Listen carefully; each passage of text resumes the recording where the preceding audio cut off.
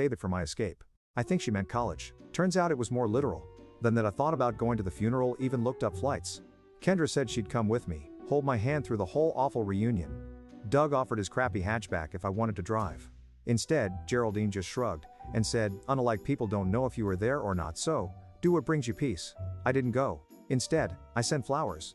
Generic sympathy. Arrangement signed the card. Salvador, no return address, no note.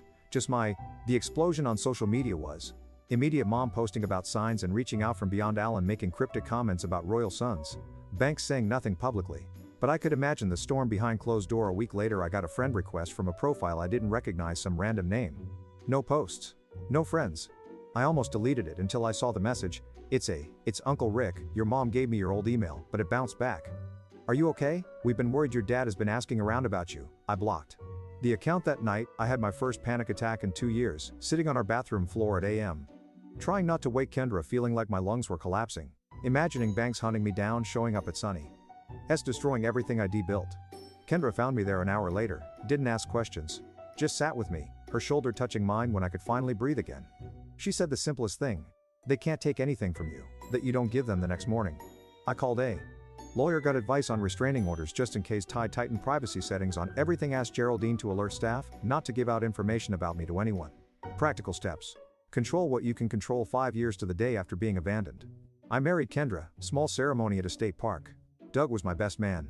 Geraldine made the cake and cried through the whole thing, mascara running down her wrinkled cheeks. Kendra's large loud family adopted me instantly, her dad making dad jokes that somehow didn't make me flinch, her mom hugging me without setting off alarm bells in my head. That's the thing about family. Sometimes it finds you when you've stopped looking. A week after the wedding, scrolling through my dummy account late at night, I saw a post from Banks on a community page looking for information on my son Salvador, last known location: Grand Junction, Colorado. Family emergency. There was no emergency. I knew that much. What I didn't know was why, after 5 years of nothing, they were suddenly looking for me. So I dug deeper. Created another fake account, joined the community groups from my hometown, pieced it together bit by bit. The hardware store had closed. Their house was in foreclosure. Mom had some medical issues she was vague booking about.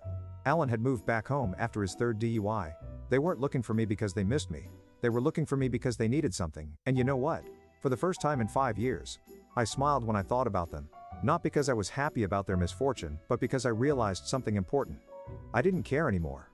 I closed the laptop, crawled into bed next to my sleeping wife, and made a decision. I would keep watching from a distant, not out of hate.